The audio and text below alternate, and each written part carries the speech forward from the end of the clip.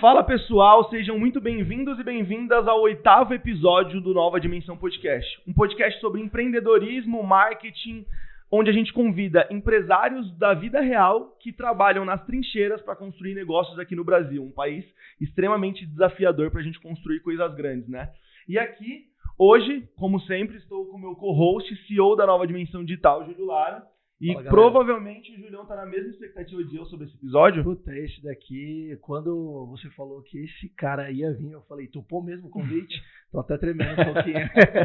Não, mas a expectativa, como todos, né? Todos os episódios eu fico com uma expectativa muito alta, mas esse cara aqui eu acho que é especial, né? Ter chamado ele. Com certeza. Esse cara aqui é um cara que eu admiro, conheci, foi meu mentor lá no G4 Traction, um evento do G4 Educação.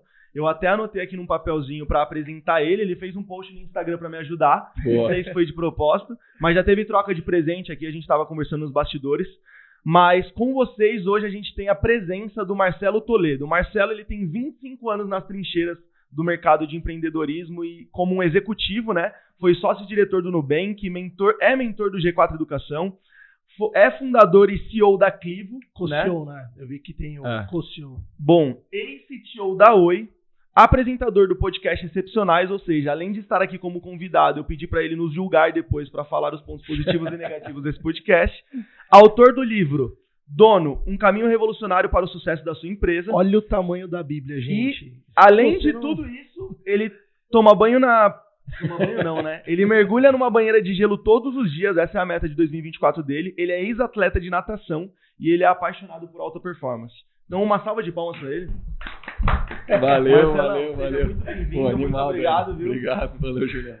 Cara, conta aí pra gente quais são suas expectativas pro podcast de hoje. Nem precisa se apresentar, porque a gente já falou tudo, né? Pô, cara, a gente já tá conversando tem um tempo, né? Então, esse namoro aqui é um namoro legal. É legal vir conhecer vocês ao vivo, pra gente bater papo. E com gente que também, como eu, tá nas trincheiras, né? Exatamente. Boa, massa. Cara, como eu falo pra todo mundo, o objetivo desse podcast é a gente falar um pouco de muita coisa que não falam por aí nos outros podcasts. Então, um pouco de muita coisa. O outro lado do empreendedorismo, né? É muito fácil a gente falar sobre sucesso, êxitos, coisas boas, né? Dinheiro, grana, etc. Mas também eu tenho certeza que na sua caminhada, na sua jornada como executivo e também fundador de empresas, você passou por poucas e boas, né? Você é um cara referência em cultura e liderança. E eu queria começar puxando isso, assim. Por que você foi para esse lado de cultura e liderança? Lá no começo, quando você começou a trabalhar como executivo, entrou no mercado de trabalho, o quanto que você entendeu que empresas com cultura e ser um bom líder seria importante para sua jornada? Cara, eu sou antigo, né? Eu tenho 42 anos, então estou 25 anos nessa brincadeira.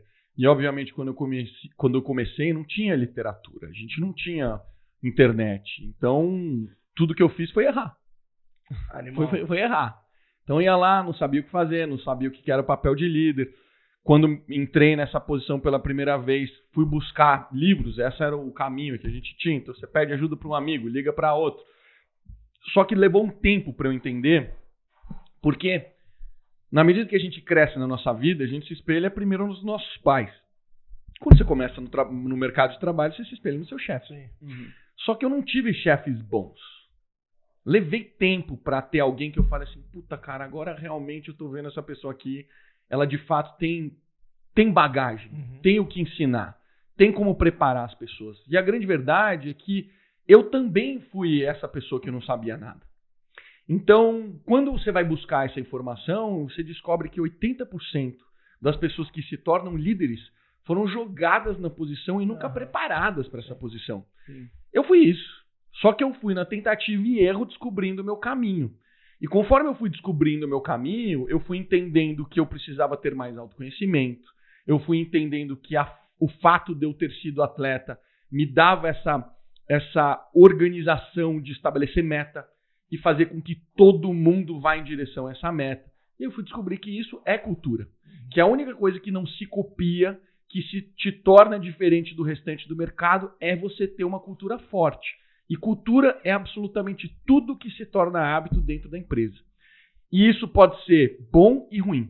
Porque quando a gente vai, por exemplo, para o Estado, para as empresas públicas, a maioria delas tem uma cultura onde o objetivo é cada vez mais relaxar. Sim. Porque você não tem consequência. E essa é uma coisa que eu digo muito importante para as pessoas que estudam comigo. Não existe cultura forte sem consequência. O Estado não tem consequência, as pessoas não podem ser demitidas. Logo, você pode errar à vontade, você pode abusar à vontade, você vai continuar lá. Então, o que vai estabelecer de cultura? A cultura onde a barra é baixa. Porque não justifica você se esforçar mais do que os outros. Agora, quando você estabelece uma cultura de alta performance, onde quem performa mais, onde quem mais ajuda os outros, colabora na visão da empresa e não na visão individual, cara, aí você tem uma empresa que prospera. Sim. Porque todo mundo vai querer puxar a barra para cima. Sim. Então, quando eu descobri isso, eu falei, cara, é por aqui, o caminho é esse daqui. Não são muitas coisas para fazer uma empresa dar certo. A gente que complica demais. A cultura é um dos 3 principais pilares. Quais são os outros 2? Cultura é o principal pilar. Eu digo que é a coluna vertebral da empresa. O segundo é pessoas, só que pessoas certas e pessoas nos lugares certos. E terceiro é modelo de gestão.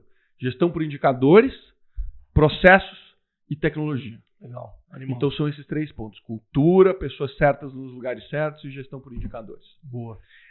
Você falou muito sobre liderança e teve um momento que você, na sua fala, disse ou você é jogado, né? Na maioria das vezes você é jogado, ou você realmente se torna um líder. Mas o Dani fez a tua apresentação, né? Eu queria só que você fizesse um long story short aí, mas o ponto 1 de quando você se tornou líder, você foi um desses que foi jogado? Porque, por exemplo, Sim. Eu e o Dani, quando a gente começou a empreender, não necessariamente nós nos jogamos como líderes, né? Inicialmente, líder ele de mim, eu dele, né? Como sócios, mas depois a empresa vai crescendo e você vai realmente se tornando líder, ou melhor, aprendendo a se tornar um líder. Mas eu queria saber de você. Você foi jogado como um líder? Você começou a empreender já tendo sido forçado a ser um líder? Como foi essa jornada mais inicial? Eu fui jogado na posição de liderança, não tinha a menor ideia do que fazer e fui correndo com o avião andando. E não é que estava tudo bem no avião, o avião estava pegando fogo, a rodinha do avião não saía, sabe, a asa estava meio quebrada. A gente teve que arrumar um avião voando e eu ainda tive que aprender a me desenvolver como líder. Então, esse foi o começo da minha carreira. Mas é importante a gente lembrar que a liderança é diferente de ser gestor. Eu já era um líder nato, porque eu vivi no esporte durante muito tempo. E no esporte eu era uma pessoa muito expansiva. Apesar de hoje eu falar que eu sou uma pessoa introspectiva, eu gosto de me reenergizar sozinho, lendo um livro, na frente da televisão, eu gosto disso, e não juntamente com as outras pessoas, que é o inverso da pessoa que é introspectiva, a pessoa extrovertida, ela se reenergiza junto com as outras pessoas. Eu era muito expansivo, então as pessoas gostavam muito de mim, eu fazia muito piada, mas na hora de competir, eu era muito sério. E as pessoas admiravam esse conjunto de valores, né? E aí, então, eu era um líder nato, porque as pessoas, eu chamava atenção, de alguma maneira. Quando eu chego no mercado de trabalho, eu não sei ser gestor e eu não sei ser líder no mercado de trabalho. Mas eu já tinha aprendido muitas coisas importantes que leva tempo para algumas pessoas normais aprenderem. Algumas pessoas normais que eu digo pessoas que não passaram pelo que eu passei. Porque quando você se torna atleta, uma das primeiras lições que você tem você só vai conquistar algo se você tiver sacrifício. Não existe outro caminho da conquista que não seja através do sacrifício. O atleta, ele aprende isso muito rápido. Segundo ponto, você vai aprender o que é a derrota. Você vai ficar bravo, você vai chorar, você vai ficar furioso e você vai culpar você. Você foi o único responsável por não ter conseguido chegar aonde você gostaria de ter chegado. E você vai descontar aonde? Treinando. Todos os dias. Treina, treina, treina, treina. O Bernardinho disse uma frase, disse um texto, que é do psicólogo do Tom Brady. O Tom Brady, ele dizia o seguinte, o psicólogo dele dizia o seguinte, cara, não reclama, não dê desculpa, só aparece e dê o seu melhor. Por que ele fala isso? Porque, cara, é a consistência que forma um atleta. Sim. A consistência de todos os dias você estar lá e não questionar isso. Não existe a menor possibilidade de um atleta faltar. No meu primeiro ano como atleta, eu não faltei nenhum dia. Não existe esse conceito de, hoje eu não vou treinar. Não existe. O treino é todos os dias, você tem que chegar lá às 3h30 porque o treino começa às 4 horas e você vai sair 7 horas 7h30 da noite. Ponto. Todos os dias você está lá. Isso vai criando um efeito composto ao longo do tempo que você se distancia da maioria das pessoas. Então, na hora que eu tinha um amigo que treinava na mesma piscina que eu, só que eu era atleta, ele não. Ele nadava 3 vezes por semana. Eu nadava 6 vezes por semana. Às vezes eu nadava 12 vezes por semana, porque a gente tinha treinamento de madrugada. Esse volume era brutal. Eu fazia brincadeira com ele. Ele era um grande amigo meu. Ele pulava na piscina, vamos fazer uma competição, vamos fazer 50 metros? Vamos, eu vou de peito, você vai de crawl. E eu ganhava dele. Peito é o estilo mais lento que tem. Mano, é o estilo mais lento real, assim. Sim. É humilhante. O Dani eu faço natação e é humilhante, O único esporte até hoje que eu falo que eu tenho facilidade com esporte em vários. Então, a gente identifica muito com essas frases que você fala de esporte, porque a gente cresceu desde muito novo com skate. O Júlio quase foi profissional. Eu fui vice-campeão brasileiro amador. Quando eu tava pra... De freestyle? Não. É que eu andava 2 modalidades. Eu andava banks, que é o vertical, as piscinas, e eu andava street também. Eu fui vice-campeão brasileiro de street. Só que eu andava muito bem nas duas, competia. O que você fala sobre, treinar todos os dias para você ser melhor, a gente viveu isso durante muito tempo. Só não fui profissional porque aqui no Brasil, infelizmente, skate é uma profissão difícil, né? Bem na verdade, valorizada. Todas, né? Todas. Trabalhar com esporte no Brasil é muito complicado, né? Mas a tua fala é justamente aquilo que eu vivi. E hoje em dia eu vejo, inclusive falo muito, né, quando me perguntam, o que o esporte fez na tua vida? Eu falei, cara, muita coisa. Porque assim, e teve uma fala que você disse que você briga contigo mesmo, né? Tipo, a briga é sempre quando você perde, né? Quando você perde, olha pro lado, o erro foi você. Mas muitas vezes você joga futebol e o erro foi do time. E natação, skate, alguns esportes individuais, ele te permite ter esse senso, essa forma de olhar. O skate, por exemplo, eu brinco, né, que eu tinha uma metodologia. Eu não podia errar a primeira manobra no campeonato. Não é? Se eu errasse a primeira manobra, eu não passava para a final. Então você começa a criar algum mecanismo ali, tanto treino quanto na hora da competição mesmo, para que você se desempenhe melhor. E eu gosto muito de pegar tudo que eu vivi ali no skate, eu acredito que você na natação também nos esportes, e aplicar no meu dia a dia na empresa. Porque quando você começa a perceber, empreender é um esporte. É um esporte e é um esporte muito difícil.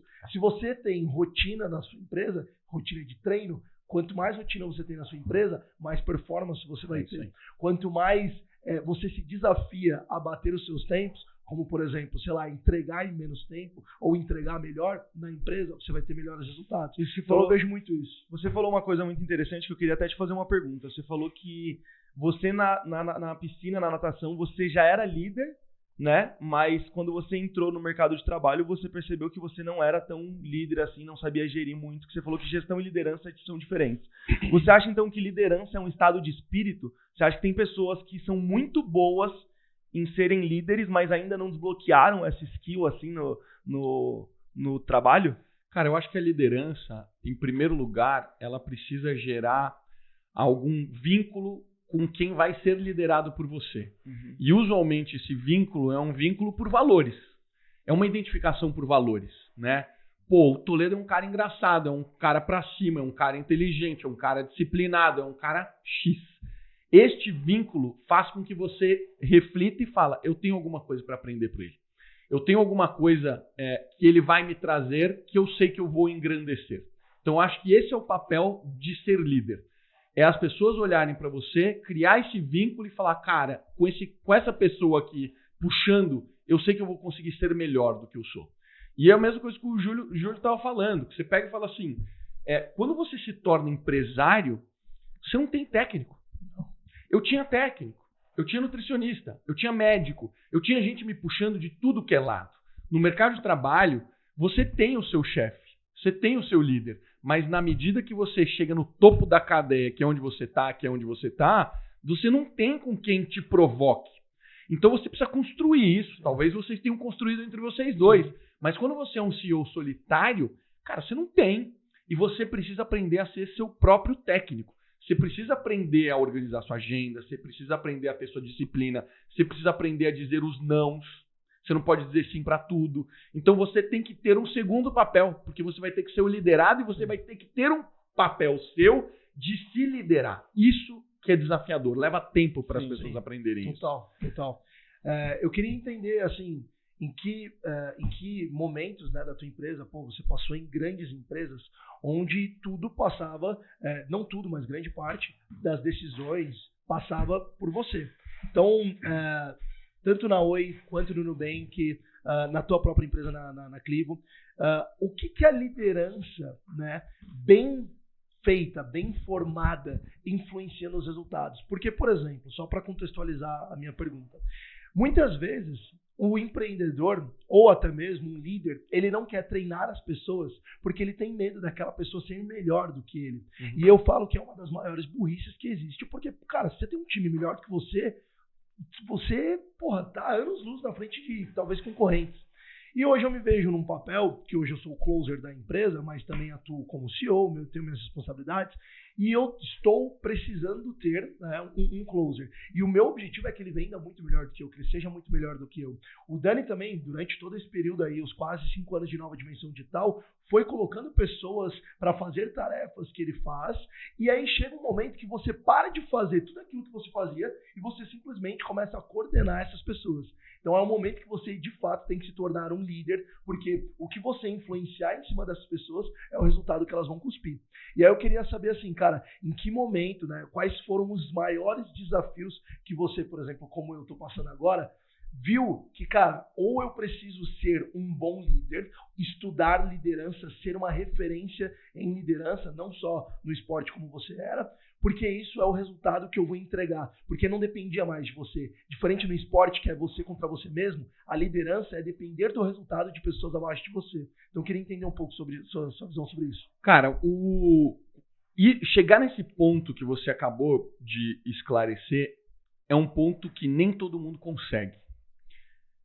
O Dani teve lá no Traction, ele viu, assim, daquela galera ali, eu diria que boa parte dela não conseguiu estabelecer um time que tome conta de todas as questões operacionais. Certo. Então, o que acaba acontecendo é que o gestor ele acaba morrendo afogado pelas questões operacionais.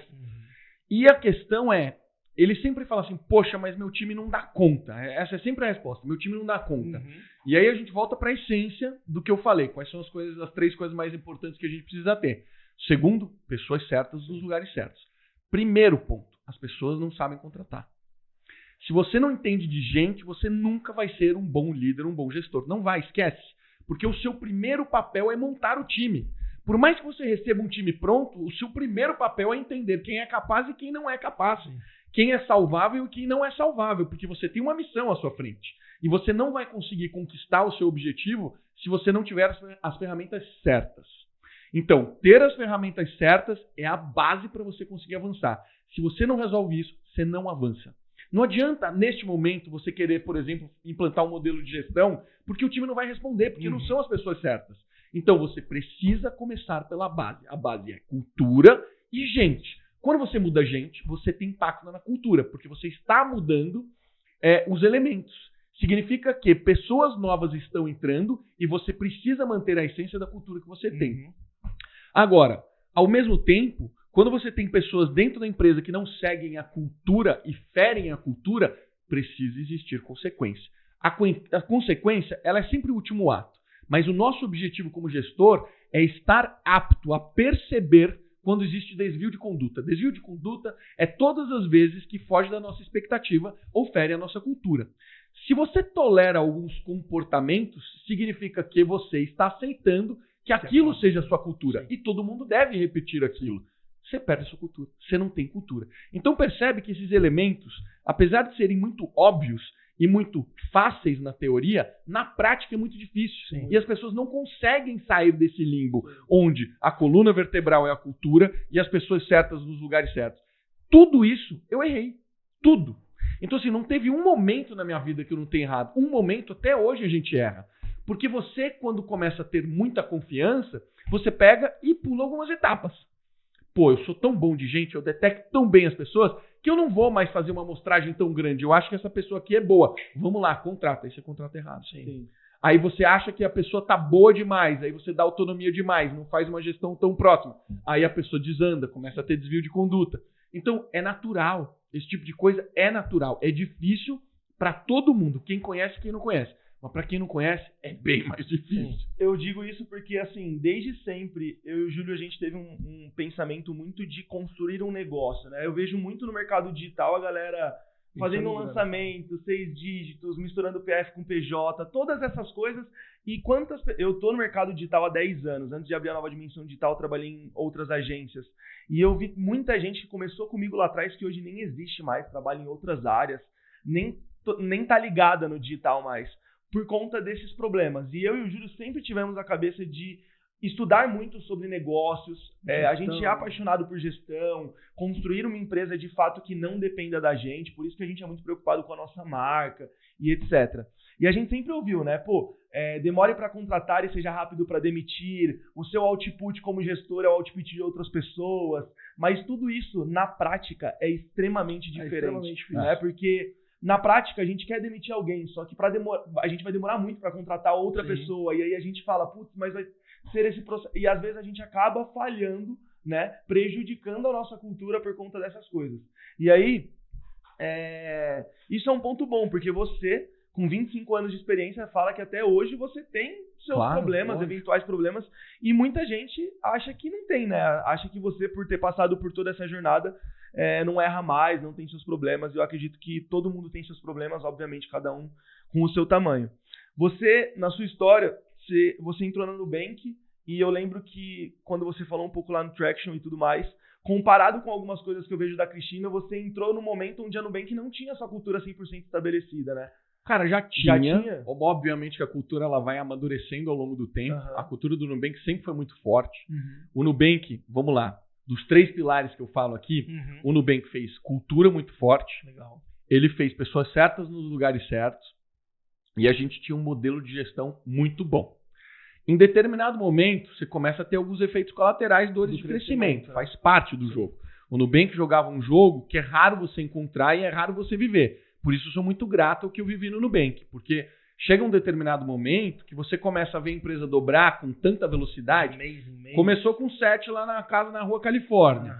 E aí, de 7 vai para 14, de 14 para 30, de 30 para 60, de 100 para 200. Mas na hora que você chega de 500 para 1.000, o jogo começa a ficar mais complicado. De 1.000 para 2.000, mais complicado ainda. Então, é um jogo que a sua cultura vai ser testada e você vai ter que trabalhar limites para garantir que ela continue fiel. A cultura do Nubank, a formalizada, ela nunca mudou. Ela sempre foi a mesma, né? Então, ela está lá, firme e forte. Agora, tiveram alguns erros? Óbvio que tiveram alguns erros. Nosso modelo de gestão foi perfeito? Óbvio que não foi. Mas a gente fez os 3 e fizemos muito bem feitos. Agora, lembra que naquele momento que a Cris foi na Roda Viva dar uma entrevista e falou uma besteira e ela foi criticada na mídia inteira? Sim, eu lembro. Foi uma questão sobre diversidade. Sim. Que perguntaram assim para ela, mas vocês colocam o inglês como obrigatório e nenhum brasileiro fala inglês. Então como é que vocês vão ser diversos? E ela dá uma resposta, algo tipo assim, mas a gente não pode baixar a barra para as pessoas entrarem. Sim. E ela foi super criticada. Nesse momento, eu sabia exatamente o que acontecia no Nubank. O Nubank era uma empresa extremamente diversa, provavelmente a mais diversa que tinha no Brasil. A gente tinha muitos grupos lá dentro de contratação super específicos. Nessa época que aconteceu isso, a gente tinha um grupo para contratar mulheres negras programadoras de Python. Olha o nível. Caraca. E aí eu vejo a Cris sendo massacrada interna e externamente, e eu falo, isso é um absurdo, porque não condiz com a realidade, e ao mesmo tempo me remete. Erramos um pouco na contratação, erramos um pouco na cultura. Por quê? Porque a gente quis fazer uma diversidade a qualquer custo, e a gente começou a trazer pessoas que são muito ativistas de um determinado lado do espectro. E isso afetou. Porque você vive uma empresa que é altamente capitalista, um outro espectro, a pessoa dá uma regada, né? Cara, e ela foi massacrada. Perceberam isso e, obviamente, você tem que fazer mudanças. Só que ninguém percebeu isso antes. E a empresa cresce rápido demais. Sim. Então, quando acontece esse tipo de coisa, dá muito mais trabalho você arrumar. Mas dá trabalho arrumar quando você não faz nada direito. O Nubank fazia tudo direito. Então, quando ele vai fazer o ajuste, é trabalhoso porque tem muita gente. mas todo o resto estava certo. Então esses ajustes são mais tranquilos de se fazerem, sabe? Então é quase que uma evolução natural da cultura. Cara, é bizarro, assim, eu fico imaginando o crescimento acelerado, mas assim, o quanto que... Porque assim, entra naquele primeiro ponto, né? Você é jogado, você não é um gestor, você não é o líder, você aprende no decorrer do tempo. Agora imagina uma empresa como o Nubank de crescimento extremamente acelerado, quando você olha para o lado, você tem que tomar decisões muito rápidas, decisões extremamente arriscadas, né? E uma coisa que eu percebo é que na maioria das empresas que a gente conversa, que a gente fala, até mesmo clientes nossos, você percebe que não tem uma prioridade tão grande na construção de cultura, liderança, treinar outros líderes, porque no final do dia, cultura e liderança é algo intangível, né?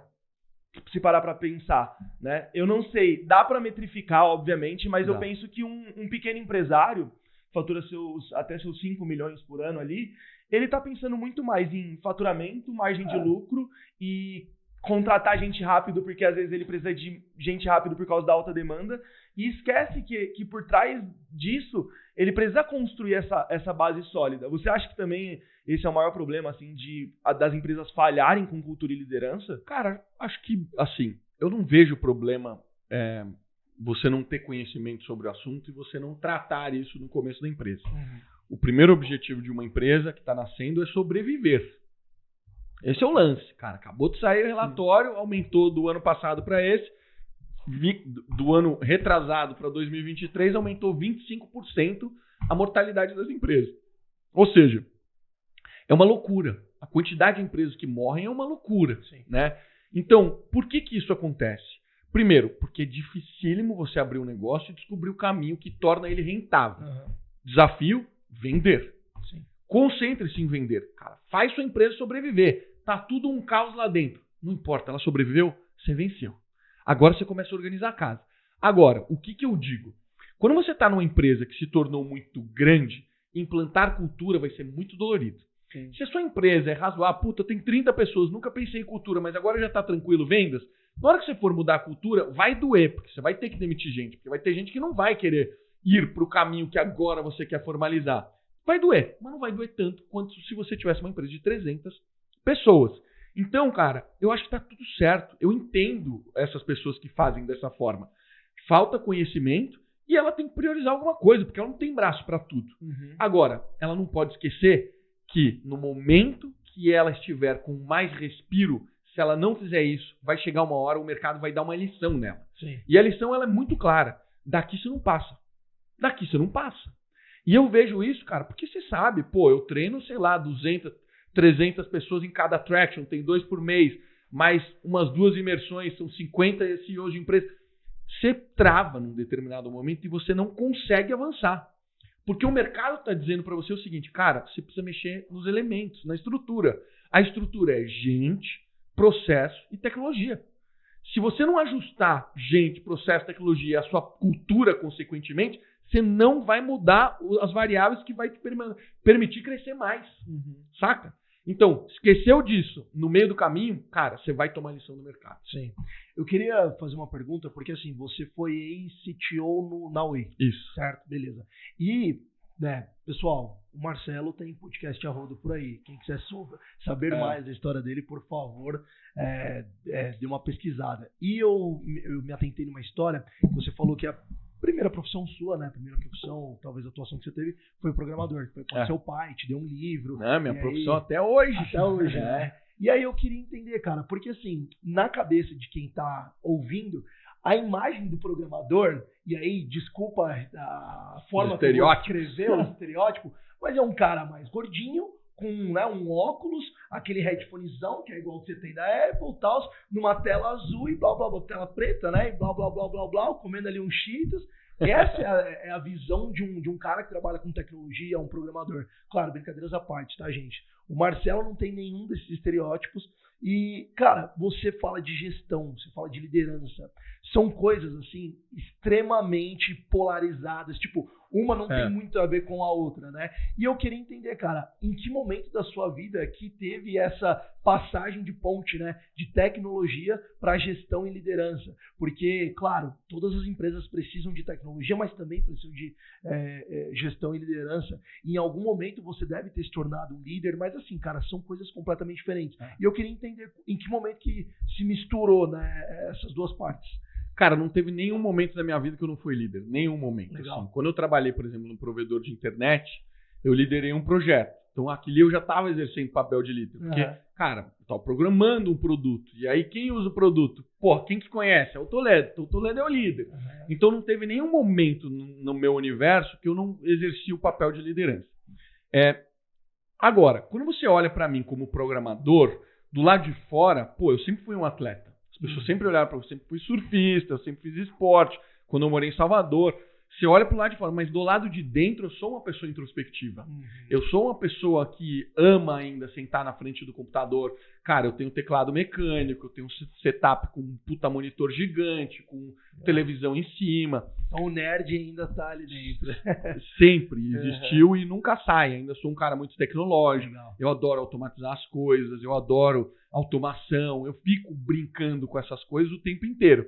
Agora, eu tenho esse outro lado que, como eu tive que exercer este papel de gestor muito cedo, eu tive que aprender isso muito cedo, eu fui saindo da minha zona de conforto. Né? A primeira vez que eu fui dar uma palestra foi muito difícil, fiquei nervoso pra caramba e tal, mas a segunda melhora, a terceira melhora mais ainda e etc. O que me deu muita confiança ao ser gestor de programação é que eu era bom programador. Eu era muito bom programador. E eu aprendi muito cedo na minha vida que eu não precisava ter minhas referências dentro do meu CEP. Eu podia ter um CEP fora. E uma pessoa, por exemplo, que eu me aproximei muito, cara, foi um dos criadores do GNU, que é o GNU Linux, que é o que hoje sustenta boa parte da internet. Eu acho que quase todos os principais servidores da internet rodam o sistema operacional que é o Linux, né? E o core do sistema tem um negócio, as pessoas não dão os devidos créditos, mas o Linux é só o core. Todo o entorno do sistema operacional é feito desse negócio que chama-se GNU, que é um projeto que um cara chamado Richard Stallman, ele é PhD no MIT. Então, cara, é um fenômeno esse cara. Esse cara frequentou a minha casa, conheceu minha família. Eu me comunicava com ele com muita frequência. E eu programava o projeto que ele mais amava, que era um editor de texto chamado Emacs. GNU Emacs. Então, eu programava numa linguagem de programação que naquela época ninguém nem tinha ouvido falar, que era Lisp. E olha que loucura, é uma linguagem que vocês nem devem ter ouvido, a maioria das pessoas que estão escutando não deve ter escutado. Mas é uma linguagem, cara, que já se utilizava há muito tempo, só que ela tem um paradigma diferente. Ela tem um paradigma de linguagem funcional, que é raríssimo de encontrar, só que o Nubank escolheu uma linguagem funcional, chamada Clojure. Então, quando eu chego no Nubank, eu já tinha programado em Lisp, eu já sabia como é que funcionava aquela parada, sabe? Então foi legal ter esse revival, assim, de voltar no tempo e falar, caramba, cara, aquilo que eu construí lá atrás veio até hoje. E você é um cara de tech que tem olhado muito pra inteligência artificial hoje em dia? Pra caramba. Pra caramba. Pra mim, eu acho que eu disse isso muitas vezes. Inteligência artificial do patamar que ela chegou é a coisa mais importante desde o surgimento da internet. Ela vai ser um plugin que vai entrar em cada uma das empresas e cada um dos negócios. As pessoas ainda vão começar a entender isso. Você vai construir uma plataforma para sua empresa que te dê inteligência em cada uma das áreas dela. Cara, você vai gerar eficiência. Vai ser impossível se trabalhar nas empresas sem ter assistência da inteligência artificial. Exato. Então, você é um vendedor, cara, você vai ter que usar a inteligência artificial para entender onde que você vai ter o ganho. Você vai trabalhar com pagamentos, você vai ter que usar a inteligência artificial para te ajudar a entender quais são as melhores partes que você pode trabalhar para gerar mais eficiência. Então, a gente vive tecnologia, isso é mais fácil para a gente. Mas lembra, tem indústria, tem gente que não vive ainda esse mundo digital e que ainda, cara, vai se beneficiar demais. Sim. Bizarro. E quando foi que você passou da jornada de executivo para se tornar empreendedor?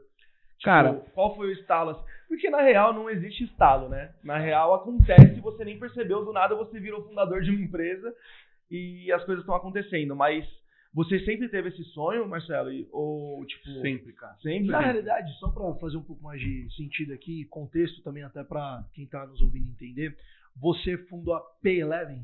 Pay11. Boa, Pay11. E aí, nesse meio tempo, você foi executivo em grandes empresas para depois, novamente, você empreender com a Clivo, certo? Ou estou errado nesse... Cara, tem uma história que eu não divulgo porque é uma história de fracassos, né? Então, ó, em primeira mão... Aí, ó. A gente Poucas quer- pessoas isso. conhecem. Então, mano, A minha história, assim, quando eu chego na Vex, a Vex era uma empresa que a gente instalava internet sem fio em locais públicos. Isso foi uma das maiores escolas na minha vida. Essa empresa, cara, ela quase quebrou, ela foi, cara, quase à falência. A gente foi trabalhar na garagem de um dos fundadores, que é o Roberto Golini, que construiu a empresa, e depois eu entrei para ajudar num momento muito importante, e a gente entra com investimento e começa a espalhar pelo Brasil inteiro, toma o mercado brasileiro, e aí começa a fazer expansão internacional. Eu tinha 23 anos, eu me tornei diretor pela primeira vez com 23 anos de idade. Eu estava indo para o Canadá para comprar uma empresa. Eu não sabia ser gestor e muito mais fazer M&A, quanto mais comprar empresa. Então, essa foi minha vida. Assim, cara, vai, joga, vai, se vira. Nunca tinha falado inglês em trabalho. Cara, aprende, se vira, dá seu jeito. E aí eu, cara, puta escola da minha vida, quando acontece isso, né? Você vê, eu sou prolixo, eu perco a gente tá, que a gente tá... Qual foi sua linha do tempo, assim? A linha do tempo dos erros. Isso. Na Vex, em algum momento, cara, as coisas estabilizaram. Tá. Eu falei, preciso fazer alguma coisa. Vou montar uma empresa. Chamei um sócio meu que trabalhava na Vex também, um dos caras que eu mais admirava como programador, que é o Eduardo Sampaio. Eu falei, Edu, quer ser meu sócio? Cara, tô com uma ideia aqui de fazer um negócio, topa fazer um negócio comigo? E a gente começou a fazer uma plataforma. Não, a gente começou a fazer uma plataforma de e-commerce naquela época para imitar o Shopify. Ok. Só que a gente falou assim, como é que a gente vai fazer para se diferenciar dos outros? Vamos começar com F-commerce. F-commerce naquela época era um conceito muito forte, que era como é que vai ser o e-commerce dentro do Facebook. E a gente lança com esse pilar de F-commerce, cara, a gente explode na mídia, mas a gente nunca conseguiu monetizar. Esse foi um dos negócios que eu montei. Aí depois, antes disso, eu ainda montei um negócio que era um agendador de conteúdos nas redes sociais. Tipo Chama um Post MLS. Canal. Exatamente igual. Tá. Aí montei o Post Canal, cara. Só que esses projetos que eu tô falando pra vocês, cada um levaram 2 anos. Então eu pego o meu pouco dinheirinho que eu tinha juntado, contrato um programador, começo a trabalhar junto com ele, programando junto com ele, fazendo tudo, desde a interface até o back-end, até o front-end, tudo. Virando noites. Virando noite. Cara, e nunca deu certo. Eu montei, assim, uns 4 negócios. Mas em paralelo a esses negócios que não deram certo, você estava sendo executivo? Sempre trabalhando. Sempre trabalhando. Então, tipo, você não tinha vida nessa época, né? Porque Cara, trabalhava de noite, tinha que programar com outro programador, abriu o GitHub lá, viu onde ele parou. Eu nunca liguei muito pra isso, porque essa sempre foi minha vida. Sendo bem sincero, não é que eu, não vou valorizar isso aqui. Cara, sempre foi minha vida. Eu sempre acordei cedo, treinei, trabalhei, terminou o trabalho, cara, 7, 8 horas, vai pra casa. O que você faz em casa? Janta e trabalha mais. Só que ao invés de estar trabalhando pra empresa que eu era contratado, eu tava trabalhando pra mim. E, não é que isso foi um sacrifício, cara, eu amava fazer isso. Só que eu fiz isso durante muitos anos da minha vida. E aí, cara, que eu começo a entender que não adianta eu saber construir produto, porque empreender não é construir produto. Não. Empreender é resolver o problema dos outros e saber monetizar em cima disso. Perfeito. Na hora que eu começo a entender isso, eu falo, eu não preciso estudar mais programação. Eu preciso estudar como é que eu vendo. Cara, isso é um insight fudido. Porque, assim, o tanto de gente que tem por aí construindo produto que ninguém quer saber desse produto e tem muito ego, pô. Que fala, mas meu produto é foda, quando eu terminar a galera vai ver. Só que assim, não resolve dor nenhuma, ninguém tá olhando pra esse problema. 2 prompts na IA janta o seu produto e a pessoa tá lá se matando. Então assim, esse insight, quem pegar vai conseguir se beneficiar muito, que é, crie um produto que resolva a dor de alguém. Né? Não fique criando produtos que você acredita que as pessoas vão gostar. Porque no final do dia, o que você acha que pode ser bom ou maravilhoso ou mudar o mundo, na verdade, ninguém tá nem aí, né? É isso aí, cara. E é a história desse livro aqui. Porque quando eu escrevo esse livro, eu já tinha passado por todo esse desafio. Eu já tava na Oi aqui. Eu já tinha feito o Pay11. Eu saio do Pay11 precocemente. Pra ir pra ser executivo de uma grande empresa, cara, com um puta salário. Foi a primeira vez que eu falei, caralho, cara, que animal, assim. Eu nunca desejei trabalhar numa empresa grande, cara. Sim. Mas assim, chegaram pra mim na época que eu tava empreendendo e falaram assim, ó, tá aqui, ó, bonificação 18 salários e salário alto. Eu falei, caralho, isso existe? Porra, eu vou agora, né? E aí eu largo a Payleven, a Adriana toca, Sim. que era uma pessoa que trabalhava lá na Rocket, uma pessoa super competente, ela pega o Payleven e, cara, faz o Payleven virar uma empresa. Foi ela que fez a empresa dar certo. Legal. E o Payleven, para quem está nos ouvindo, é um gateway de pagamento? A gente pode chamar O assim? Payleven foi uma das primeiras empresas a construir a maquininha. Inclusive, antes da Stone, de A empresas maquininha assim, pequena, assim, sim, né? antes de PagSeguro, talvez. Cara, antes foi da Stone. uma das primeiras, só que era impossível bater o O. Era impossível bater o O. Tá.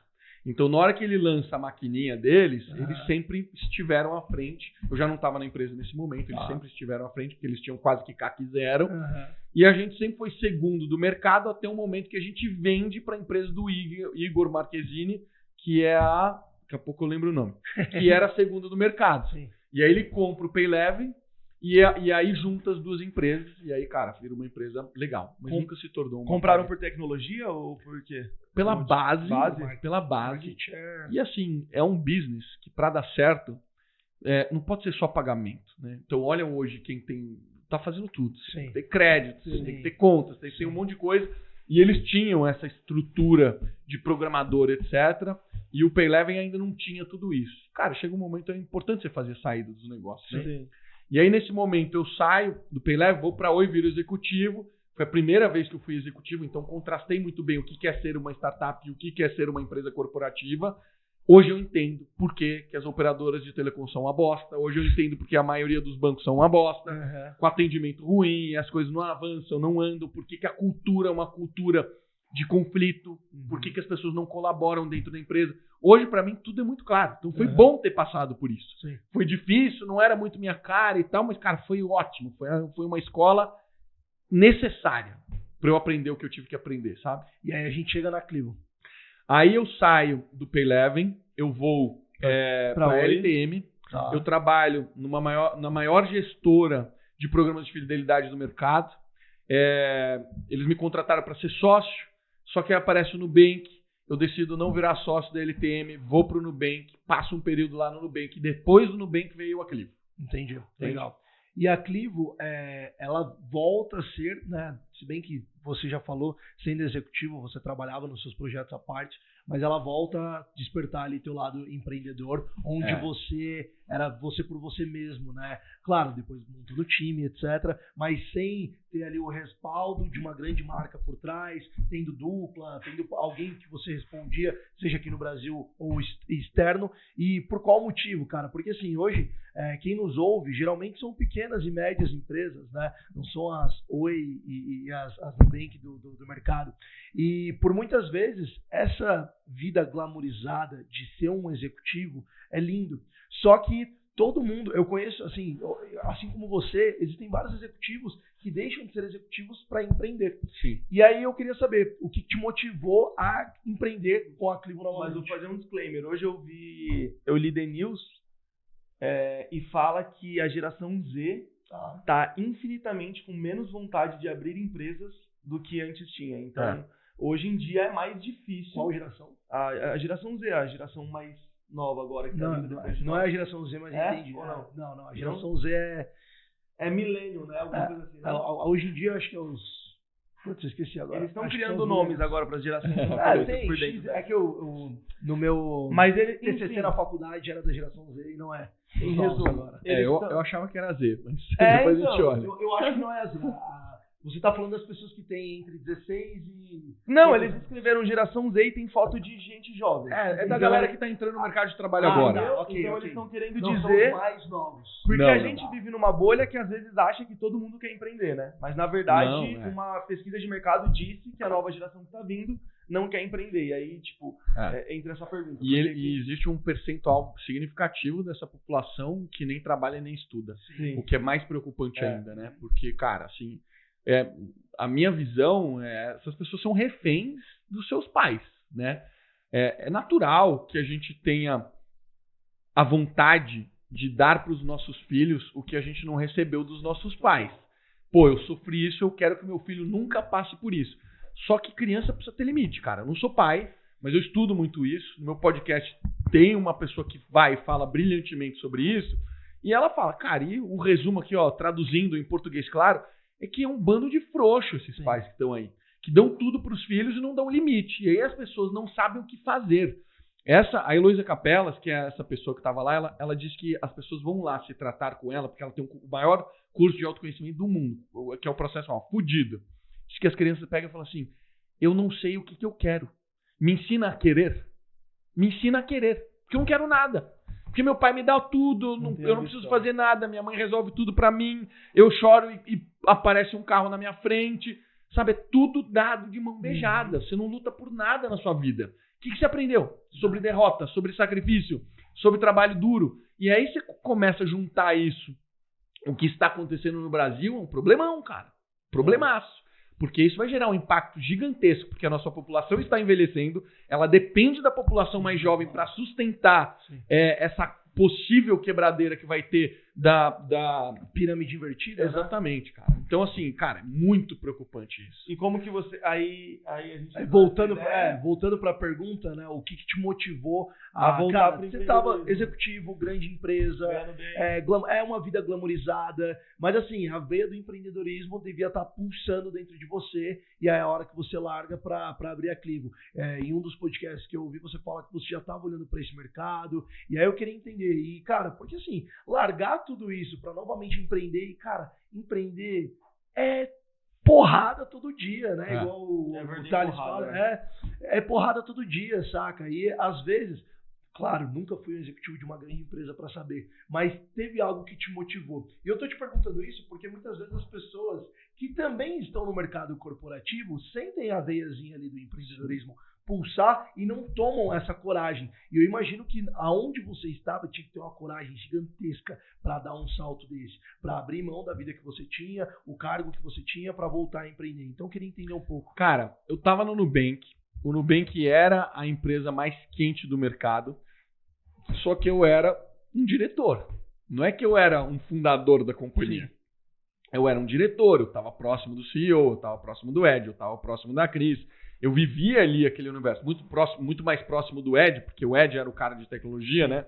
Mas eu vejo tudo aquilo ali e eu falo, cara, animal que eu tô vivendo. Mas eu não tô tomando as decisões desse foguete. É um puta foguete, é um negócio absurdo. E aí você começa a ver e fala, puta, cara, eu queria estar numa outra posição aqui. Eu queria estar tomando as decisões, eu queria estar participando de coisas que eu não tô participando, né? E aí você olha e fala assim, cara, eu tô já trabalhando não sei quantos anos na minha vida. Sei lá, 20 anos, eu já devia estar trabalhando. Falei, cara, acho que chegou a hora, acho que chegou o momento. E aí eu saio do Nubank para abrir a Clivo. E aí buscamos investimentos, levantamos um seed, montamos o negócio e o negócio vai acontecendo. Agora, de 5 anos para cá, o mercado virou de cabeça para baixo, o mundo de startup. Porque você pega, por exemplo, o Nubank foi um alinhamento de astros perfeito. Porque ele entrou no melhor momento possível para entrar, onde foi possível construir um banco, começando com um cartão de crédito.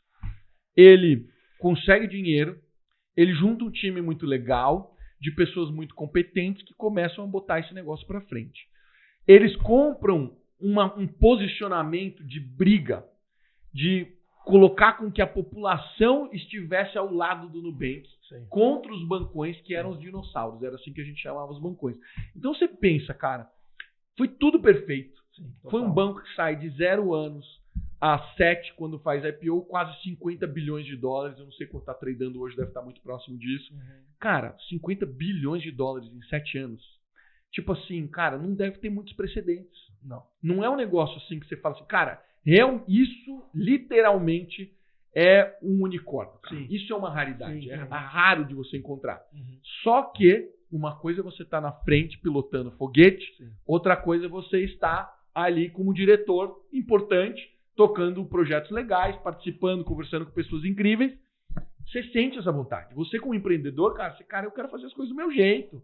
Eu não faria isso desse jeito, eu acho que a gente está errando aqui. Eu acho que a gente tá gastando dinheiro demais, eu acho que a gente tá acelerando demais. Sim. Pô, eu tenho muitas críticas ao Nubank, com o maior carinho do mundo, porque foi uma escola, eu amo o Nubank até hoje, amo todo mundo que tá lá. Cara, sou fã de carteirinha. Uhum. Só que o empreendedor, ele é crítico por natureza. Então, quando eu olho o Nubank, cara, eu olho os defeitos. Pô, o que eu faria diferente? Como é que eu teria feito diferente?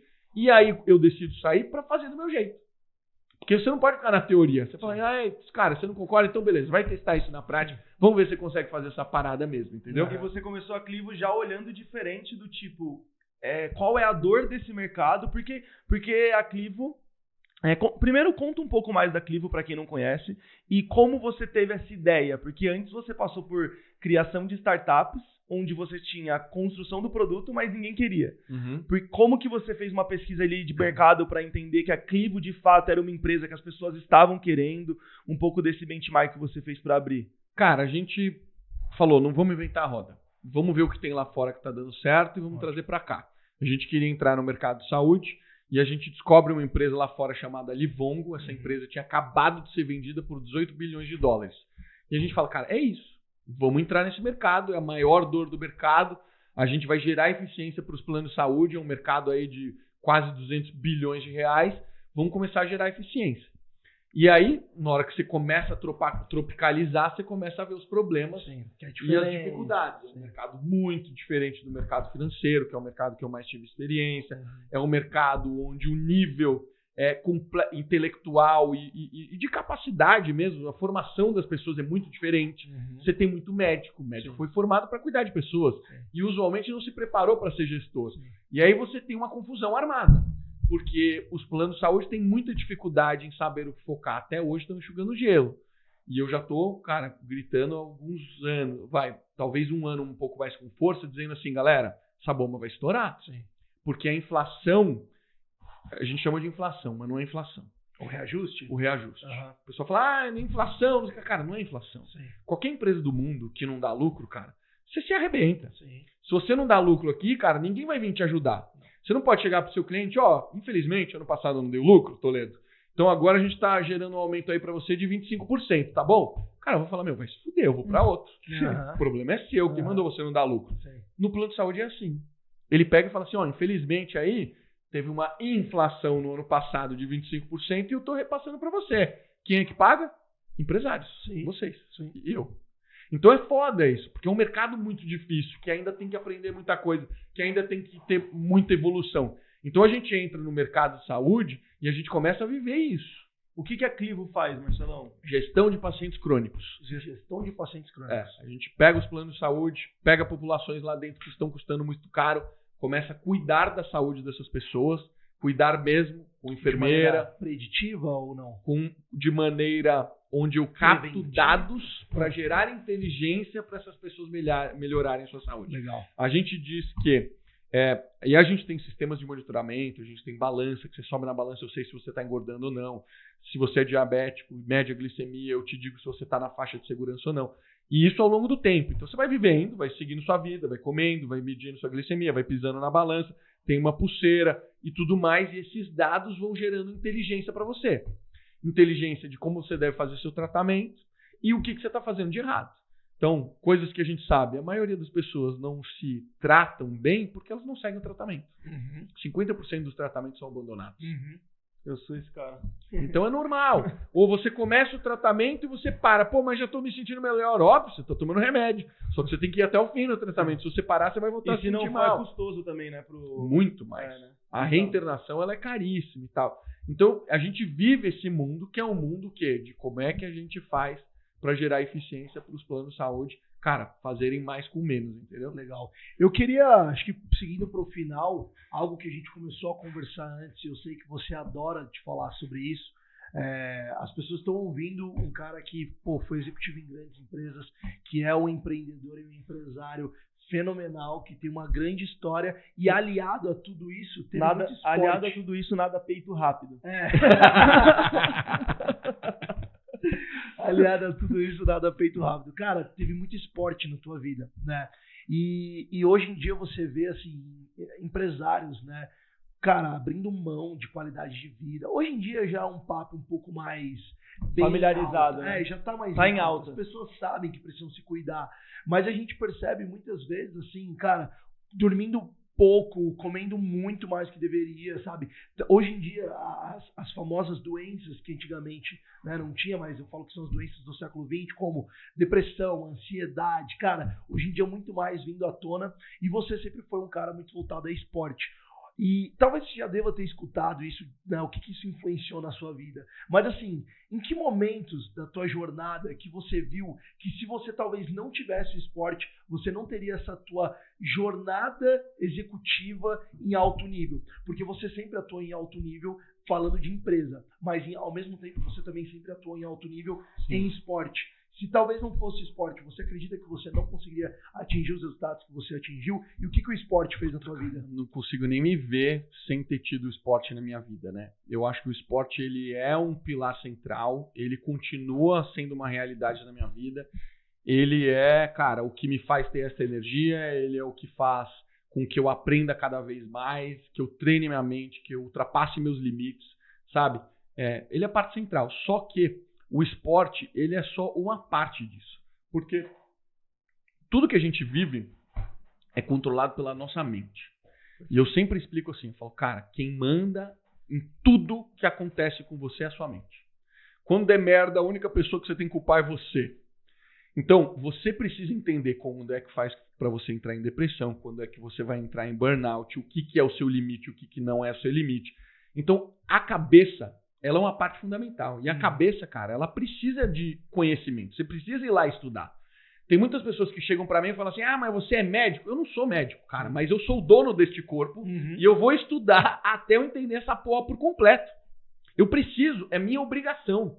Quando eu compro um iPhone, eu quero saber tudo que funciona no iPhone. Por que as pessoas não querem entender como é que seus corpos funcionam? Então, o autoconhecimento, cara, mudou minha vida. Entender sobre como os neurônios são gerados e que consequência isso traz para minha vida, como isso impacta. Cara, um ser humano normal tem em torno de 60 a 70 mil pensamentos por dia. Existe uma grande curiosidade aqui nessa história, que é o seguinte: 90% do que você pensou hoje, você pensou ontem. Caramba! E antes de ontem também. Caramba. E antes de ontem também. Então, por que é tão difícil sair da onde a gente está para onde a gente quer ir? Por que a gente pensa o que a gente pensa? Porque a gente tem uma construção neural. Os neurônios são construídos, eles são conectados, eles são juntados na medida que a gente vai tendo experiências. As experiências que trazem emoções mais fortes para a gente, positivas ou negativas, elas aceleram esse processo. E na medida que você repete, então, cara, fiz um esporte, adorei fazer o esporte, emoção positiva. Você está começando a construir o neurônio. E é assim mesmo, eles vão começando a se aproximar, uma hora eles juntam. Então, aprendi a fazer kitesurf. Levou uma caralhada de tempo pra você fazer kitesurf. Mas na hora que você fez, meu irmão, e você continuar, aquilo ali vai fortalecer. Você criou essa conexão neural, continua, que ela vai ficar cada vez mais forte. O bom, na hora que você tem uma emoção negativa, você perdeu um ente querido, você sofreu um acidente que te debilitou, você perdeu todo o seu dinheiro, aquilo ali também constrói neurônios, porque você nunca sentiu aquilo antes. Essa construção neural, ela está intimamente ligada com os hormônios que você vai liberar. Quando você está feliz, você libera hormônios positivos. Quando você está triste, você libera hormônios do estresse. Isso faz com que o seu corpo comece a se afundar. Por isso que a gente entra em depressão. Porque o nosso corpo não consegue diferenciar o evento do pensamento. E quando você tem um evento traumático, é perfeitamente possível que você pense nele 200 vezes por dia. Então são 200 vezes você vivenciando o momento traumático. O que está acontecendo? Fortalecendo aquelas conexões do evento traumático cada vez mais. Por que a gente entra em depressão? Por que a gente se derruba? Por que a gente não consegue sair disso? Porque a gente cria aquilo ali como um hábito. Então, entender esse tipo de fenômeno que faz parte do seu corpo, cara, te ajuda a entender como que você deve operar. Legal. Quando você passa por uma dificuldade, como é que você deve operar? Quando você está passando por um desafio, como é que você tem que operar? Como é que você se estimula? Como é que você faz para sair da cama todos os dias energizado, feliz, para correr atrás? a gente precisa se entender. Sim. Então não é só uma questão de esporte. O esporte me ajuda, me treina continuamente para isso. Mas a gente precisa, dominar a mente. A mente é a parte mais importante. Tipo, você se conhece a ponto de saber que se você não treina, se você não faz uma banheira de gelo no seu dia, o seu dia vai ser inferior. Tipo, você vai ter um dia menos produtivo, né? Muito inferior. Mas isso é cientificamente comprovado. Né? Porque quando eu entro numa banheira de gelo, cara, eu aumento em 500% a noradrenalina. Eu aumento em 350% a 450% a dopamina. A dopamina é um neurotransmissor, cara, de sensações boas. Então, cara, uma pessoa que tá em depressão e começa a entrar na banheira de gelo, cara, é tipo assim, é infalível. É o melhor remédio para você começar a sair desse ambiente negativo que você construiu. Entra na banheira de gelo e vai treinar, cara. Entra na banheira de gelo e vai treinar. O meu protocolo é banheira de gelo, meditação, piso na grama, que é o grounding que eu faço. Cara, vai treinar e segue sua vida. Qualquer pessoa tá com atraso na vida, puta, eu preciso de um trabalho, eu preciso progredir, eu preciso empreender. Cara, faz 2 desses que eu tô fazendo. Entra na banheira de gelo e vai fazer esporte. Sabe quem tá fazendo isso? Todo dia, uma cota já é o Matuê. Você conhece o Matuê? Conheço. Ele tá shapeado, irmão. Tá shapeado. O Toguro lá foi lá com ele filmar e ele tá todo dia. Aí ele fala, banheira de gelo, medicinal. E aí ele se alimenta, ele é vegano, mas assim, ele fala, e é um cara extremamente dedicado. Ele fala, até no vídeo do canal dele, ele fala, levar a minha vida como a vida de um atleta me faz bem. Porque ele já teve depressão, já teve esses problemas, e aí ele fala o quanto que isso ajuda ele. Porque ele sabe, e aí entra muito numa parada que eu aprendi lá atrás. Eu tomava banho gelado, hoje em dia eu não tomo mais porque meu box é extremamente pequeno, eu fico me batendo nele. Mas o Sobral fala, disciplina é liberdade. Sim. Então ele fala que, tipo, e isso sempre ficou na minha mente, assim. Cara, uma última pergunta. Qual que foi o seu tesão, assim, por ensinar? Porque, pra mim, uma das principais e melhores aulas que eu tive na Traction foi com você. Valeu. E olha que os mentores são bizarros. A gente se conectou por conta do Giovanni, né, que é nosso expert aqui. Você foi dar uma aula de convidado lá na mentoria Destrave Sua Comunicação. E eu também assisti e acompanhei aquela aula que foi extraordinária. Sempre que eu troco ideia com você, sempre que a gente está em reunião, eu aprendo muito. Esse podcast foi uma aula. E, pô, você é um executivo, empreendedor e hoje mentor do G4, sabe ensinar como ninguém. E eu queria saber como que você virou essa chave, né? Eu sei que você tem projetos aí para continuar levando isso para frente. Eu acho que é extremamente necessário. Eu não lembro de cabeça quantas pessoas falam sobre cultura e liderança como você fala. Então eu acho que você é um cara necessário na internet e para os brasileiros empreendedores. E aí eu queria saber um pouco dessa chama de ensinar aí que você tem. Cara, eu acho que eu meio que, assim, eu sempre tive vontade de compartilhar as coisas. Pô, eu acho que eu devo ter sido um dos primeiros brasileiros a ter blog. Porque eu fui um dos primeiros a entrar na internet. E eu tenho como provar isso, porque tem o archive.org, então tem meu blog lá no archive.org. Então, cara, eu sempre produzi conteúdo e eu sempre quis compartilhar com as pessoas. Isso já é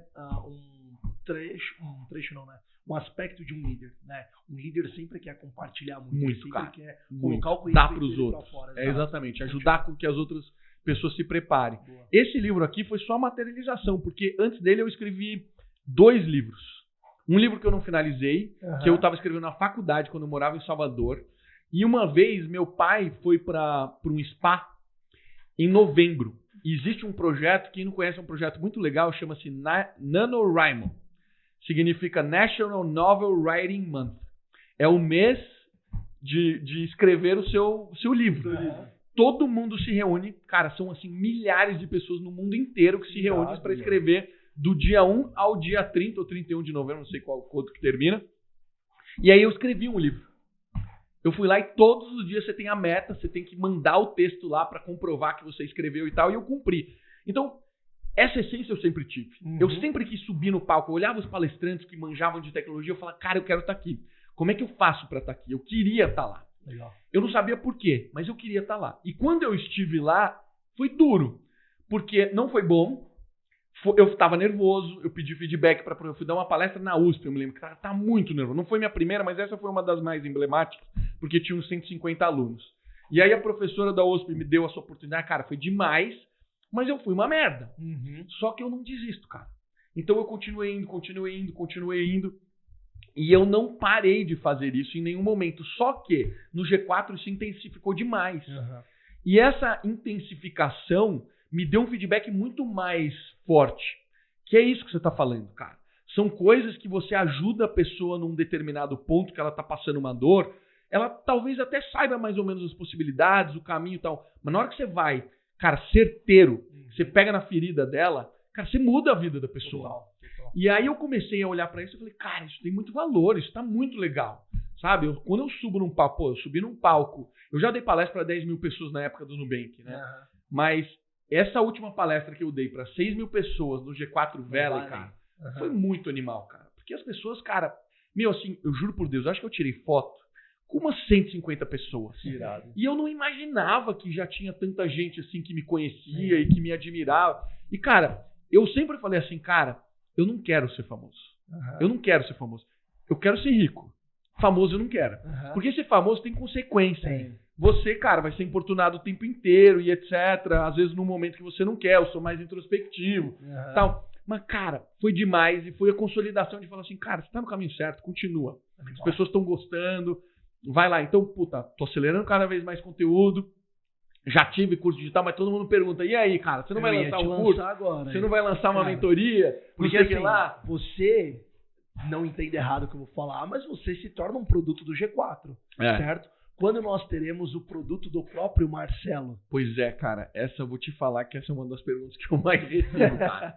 Eu recebo pra caramba. Tudo bem, hoje eu recebo também onde eu compro essa banheira, porque eu posto vídeo de gelo todo dia. Então tem duas coisas que eu recebo. Onde eu compro essa banheira e você dá mentoria? São as coisas que eu mais escuto. Sim. Cara, eu acho que a gente vai ter um caminho aí. Acho que é inevitável fazer isso. Ainda em 2024? Eu acho que sim. Legal. Eu espero que sim. Legal. Galera, vocês estão aqui, vocês viram mais de 1 hora de podcast, muito conteúdo, muito conhecimento, muito insight. Eu acho que é um distrato com a sociedade, não fazer algo, né? Esconder todo esse conteúdo aí só pra você. Não só pra você, né? Mas às vezes a gente sabe o quanto é caro estar no G4. Não é que é caro, o valor é alto, né? Porque ele entrega também muito valor. Mas tem muito empresário que não tem condição de ir numa mentoria como aquela e aprender com você. E além disso, os que não têm condição talvez são os que mais precisam ouvir coisas que você tem pra falar pra eles. Né? Só complementando, como eu falei lá no começo, às vezes a pessoa ela não quer o tudo. Ela não quer a gestão, a venda. Às vezes o pilar da empresa dela que tá faltando é cultura e liderança. E eu, cara, assim, hoje cultura é algo falado há pouco tempo. Há muito tempo atrás, ninguém se falava de cultura. E eu digo que hoje, uma empresa, ela até pode sobreviver ela vai sobreviver vendendo, mas vai chegar algum momento que o que vai fazer com que ela tenha um entrave de crescimento é cultura e liderança. Total. Isso é certeza. Inclusive, para validar isso que eu estou falando, o próprio Primo Rico, né, o Thiago, no Equity Mais, que eu fui, né, na imersão deles, ele falou que assim, depois que ele pede liberação ali do benchmark e tal, só para encurtar a história, ele sai de 20 funcionários para 200, quando ele cria o Grupo Primo. E aí, cara, ele falou, só teve uma coisa que salvou a minha empresa, que foi a cultura. Porque na hora que você cresce dessa forma, você tem resultados, você tem aquilo. Só que o que vai fazer com que tudo aquilo caminhe em prol de um objetivo só, né, que todo mundo esteja sincronizado, assim como os seus sistemas neurais, cara, é a cultura. Total. E é a liderança, né, que vai top-down, vai trazer isso de cima para baixo. Então, assim, eu até reforço que não é só para os empresários que, vão no G4, e sim para as pessoas que precisam saber mais sobre cultura e liderança. Porque, assim como a gente tem o Giovanni que fala só sobre oratória, que é um tema extremamente importante, cara, existem as pessoas que querem aprender exatamente isso. Então, eu te desafio em 2024 você ter esse teu produto, cara. Mas e nada, assim, já te adianto, né? Nada pensando na parte financeira, porque o financeiro, é claro que é muito bom, mas quando você tem a realização de receber depoimentos, que você transformou a vida e a empresa da pessoa, que é o que você está tendo ultimamente, cara, isso daí eu acho que paga-se mais do que qualquer dinheiro no mundo. Total. Eu também acho. Até hoje eu recebo mensagem lá. Acho que hoje eu recebi uma. Acabei de fazer a aula aqui do Giovanni. Muito legal, cara. Mudou minha vida. Foi muito bacana e tal. Irado. Mano, Assim, eu acho que a gente também, como agência de lançamentos, uma agência de marketing 360, mas que tem experts como o Giovanni, a Micaela e outros mais do mundo fitness, etc., a gente vê que, assim, é irado a transformação que, às vezes, a gente no dia a dia, né, eu que estou nos bastidores fazendo lançamentos há muito tempo, às vezes me pego perdendo o tato, sabe? Só executando. Aí quando a gente tá no grupo da mentoria ali para ver um suporte ou outro, aí chega um depoimento. O cara fez um curso de oratória e aumentou em 164 mil por mês o faturamento da empresa dele. Aí teve uma pessoa que comprou o acesso de um treinamento de um personal, de um expert nosso, e emagreceu 20 quilos. Aí você começa a se tocar que o seu movimento é muito maior do que uma agência de marketing. Você transforma vidas, né? Uhum. Então, eu queria finalizar com uma pergunta. A gente falou um pouco de marketing, né? E a Nova Dimensão Digital é uma agência de marketing.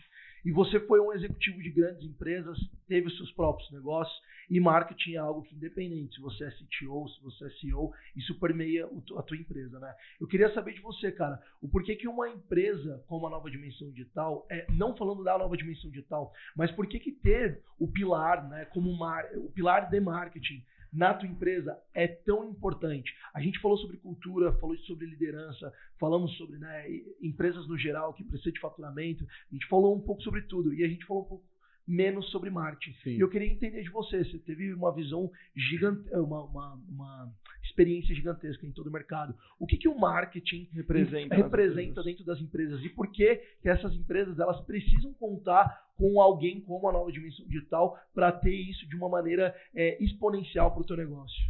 Eu sou programador, mas curiosamente, quando eu fui fazer faculdade, eu entrei na faculdade, larguei e tal. Aí, um dia minha esposa atual, minha esposa chegou e falou assim, cara, termina essa porra, vai. Ó, com a sua idade, pelo amor de Deus, termina esse negócio. Aí eu fui, terminei e eu me formei em marketing. Legal. E aí, marketing, cara, isso eu falo nas minhas aulas. Marketing é por onde eu começo tudo. É onde começa tudo. Qualquer teste de produto que eu vou fazer é pelo marketing. Seja um produto, e eu explico isso assim. Tem gente que olha e fala assim, mas isso só funciona para startup. Não é verdade. Isso funciona para qualquer coisa. Eu estou fazendo isso agora com a banheira de gelo, cara. Eu criei um formulário no Google Forms, falei, tá muita gente perguntando. Eu criei uma automação, todo mundo pergunta a banheira de gelo, automaticamente eu respondo lá para ir no link, para preencher. Cara, eu já gerei não sei quantos leads. Então, e por que eu estou fazendo aqui, cara? É marketing. Sim. Eu estou medindo a demanda do negócio. Agora, de forma mais estruturada, o que eu gosto de fazer é sempre pegar uma demanda de alguém que quer fazer algo novo, cara, e começa pelo marketing. Cria a marca, cria o nome, cria uma landing page, bota o anúncio, começa a conversar com os alunos. Um dos grandes exemplos de marketing para mim foi o Eric Santos fazendo resultados digitais. Porque ele começa como um blog, nesse blog ele começa a gerar leads, com esses leads ele começa a conversar, entender os problemas, e aí ele começa a prestar serviço, ele não criou produto de primeira. E depois que ele já estava com uma base relevante de empresas trabalhando com ele identifica qual que é o módulo mais provável dele começar e aí ele começa pelo e-mail. Isso é marketing. Foi genial. Então, assim, marketing para mim, cara, é o motor da empresa. Se você não vive isso com tanta potência, cara, para mim, ó, é uma das coisas que eu mais estudo hoje, é produção de conteúdo. Porque a produção de conteúdo é o que vai fazer com que você tenha um CAC mais barato. Exato. Então, se você faz produção de conteúdo bem feita, cara, você vai ter CAC que você vende qualquer coisa, entendeu? Então, cara, tem que ter um parceiro, porque não é fácil de fazer. É complicado. São muitos elementos. Sim. É uma parada omni. E vocês são legais que vocês fazem tudo. Sim. Legal. Cara, eu fiz essa pergunta não para enviesar você dar algum depoimento da Nova Dimensão Digital, mas eu converso direto. Meu papel é esse, né? Conversar com empresários que muitas vezes acham que marketing é coisa de grande empresa, é coisa de empresa já estruturada. E assim, o perfil do cliente da Nova Dimensão Digital já são empresas que já estão estruturadas, que já têm seu faturamento mais de R$1 milhão por ano, mas eu vejo muita empresa, cara, indústrias que tem 200, 300 funcionários que não tem minimamente uma produção de conteúdo. E aí o cara fala, pô, mas eu sou uma indústria. Cara, mas você pode criar conteúdo para contratar melhor, você pode criar conteúdo para você ampliar os seus canais de venda. Existem várias formas de você fazer marketing. Todo mundo acha que marketing é fazer um curso, Ou todo mundo acha que marketing é fazer ali um anúnciozinho no Facebook Ads, quando na realidade marketing é um universo gigantesco. E como você falou, marketing é o que move, né? O que pulsa ali dentro da empresa para o resultado. Então, obrigado pelo teu depoimento. Valeu. Fiquei com as palavras de um grande homem que, executivo, passou por várias empresas, né? Um grande empresário aí, uma figura importantíssima aí desse nosso ecossistema de empreendedorismo no Brasil. Marcelão, onde a galera pode te achar, se elas quiserem ver você tomando banho de banheira de gelo todo dia de manhã, conseguirem achar mais os seus conteúdos, mais o do podcast Excepcionais, onde a galera te acha? Bom, o lugar mais fácil de você me encontrar é no Instagram, @Marcelo Toledo. Lá você vai me ver tomando banho de gelo todos os dias, sem falta, não importa o que aconteça. O pessoal fala assim, até quando tiver 6 graus, eu falo especialmente quando tiver 6 graus. E também você pode me procurar lá no YouTube, no canal Excepcionais Podcast, que a gente tem podcast toda semana, todo domingo sai um episódio novo. Boa. Legal. E pra você que tá esperando um curso dele, deixa lá nos comentários do Instagram dele, Marcelo, tô esperando o conteúdo seu. Manda assim, vim do podcast da NDD, quero o teu curso. Pronto. Bom, esse foi mais um episódio do Nova Dimensão Podcast, um podcast da Nova Dimensão Digital. A Nova Dimensão Digital, para quem não sabe, é uma agência de marketing e performance 360, focada em aumentar os resultados de pequenas, médias e grandes empresas e também levar o conteúdo de grandes especialistas como o Marcelo ou como o próprio Giovanni que a gente citou aqui para o mundo todo, fazendo com que a mensagem deles chegue para mais pessoas e que a gente construa produtos e ecossistemas nichados que levem as mensagens para mais pessoas e que faça a vida das outras pessoas serem transformadas através de conteúdos, porque é disso que a gente precisa, né? É isso aí. E se você for um empresário e tem uma estrutura que já está funcionando como tudo isso que a gente falou aqui, só que você vê que você pode mais, que você precisa de mais e você tá meio que perdido, cara, meu time de marketing não tá entregando, tô sem lead, meu time de vendas não converte, você precisa crescer o seu negócio e ter um posicionamento no teu mercado, porque a Nova Dimensão Digital não é uma agência só para te gerar leads, nós somos uma agência 360 que vai olhar para toda a tua comunicação, o teu posicionamento e isso fazer com que você venda mais. Clica no link aqui embaixo, entra no nosso site, preenche o formulário, que eu vou ter o maior prazer de te atender. Bom, esse foi o 8º episódio e até o próximo. Até mais!